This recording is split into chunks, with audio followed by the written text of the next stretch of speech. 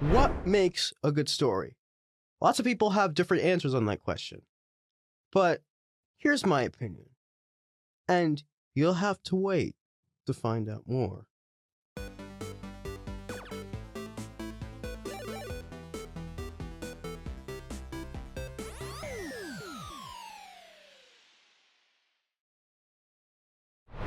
Fun fact. Did you know that Mario originally wasn't named Mario? He's actually called Jumpman. Yeah, he used to be called Jumpman instead of Mario.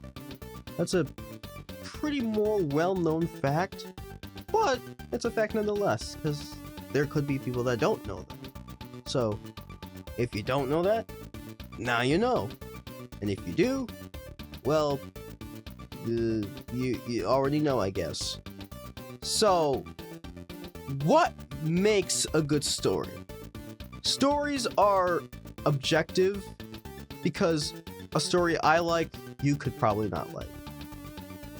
But I'm going to try to be as much fair as possible. To say what things anybody usually wants to enjoy in a story.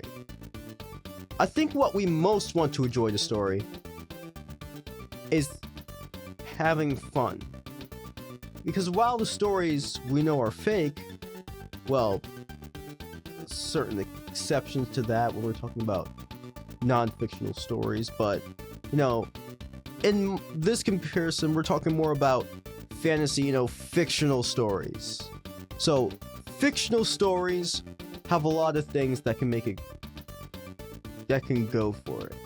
Like, there are some things like, some stories are more kid-friendly, and then there's some that are more, darker toned and more gritty and more serious. But they can both still be enjoyable. Just because a kid's book is a kid's book doesn't mean it has to be all baby-like and not be fun for an adult to enjoy if they were to see it. Just like how not every gritty story is going to fascinate a lot of adults either. But what I think lets people enjoy it are the characters and the setting. The characters are important, really important. Characters are very important in a story for obvious reasons. You need a character to attach yourself to in that story. You need a character to sympathize with, or a character to think is funny or think is fun, or a character you absolutely despise. Those are characters that what you need in a story to make the enjoyment or the experience much more compelling. Because if there's just a story that goes, yeah, one day Dave went to the market and got some milk jug. Then he went home and did his homework. Then he went, the next day he went down for breakfast, then went to school. School went pretty well. And then this just repeats until he gets older and then he dies of old age. That's not compelling. Now, what would make that story interesting? Well, one, you could pretty much add anything. You could add, oh my god, the store exploded and like aliens came out and are invading Earth or something, and he's like our only savior that can help us. Or you could be like, oh, when he arrives home, tragically, his house is gone. It's burned down, nothing was left. But he couldn't see his parents. He didn't know if they were dead or they just gone missing. They're just not there. There's no body, there's no nothing. That could be compelling. But it also could probably not be compelling if you don't write it right. Because writing is hard sometimes. Especially when we're going after certain niches that have already been done. Now, I know some people say that simplicity is bad, and that's not true. Simplicity can be very good. It's just that you have to do it right in a way that can satisfy you. You can't just make a story simple and make it generic, and make it not satisfying. You can't just have... Because unlike a video game like Mario where the characters don't really have to compel you, or the story, but the gameplay can compel you. But if we're talking about a story, especially when it's not a video game, we can't do that route. A movie can't be played.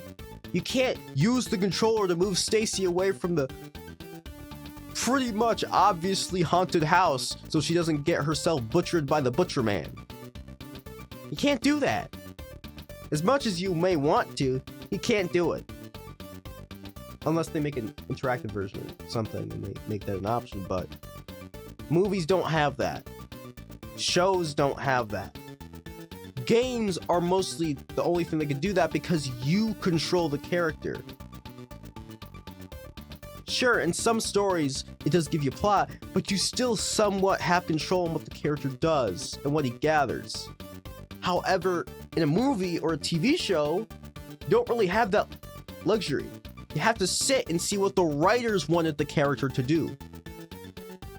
Now, you could either like that choice or you could hate it, but that's just an undeniable fact.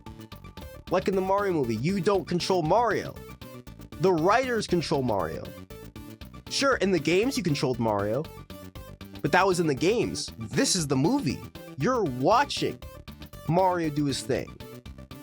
Or Sonic, you control Sonic in the games, but you're watching a movie. You can't just move him around and make him do wombo combos on all his enemies. So, that's what I think can make stories compelling. And the thing that I also think can help make stories much more appealing is to give it a setting that fascinates you. It can be any setting. It could be cheerful, it could be gritty, like I said before. It doesn't matter. As long as it fits the tone of the story and it makes sense and it fascinates you, it's a good story. Now, there could be problems with it, like there could be some small criticisms you have with the writing, but it could still be a fun time. So, and that is mostly because, like I said before, stories are objective. Like, something I appreciate is probably not something you would, or maybe we both appreciate it. Who knows? It's something that really depends on the person and what they like. Like I said, I can't really force upon you what you like. I mean, I'm not a psychic, I'm not Mewtwo. I can't go into your mind and go, yes, you must like this product, you must like it, you have no other choice.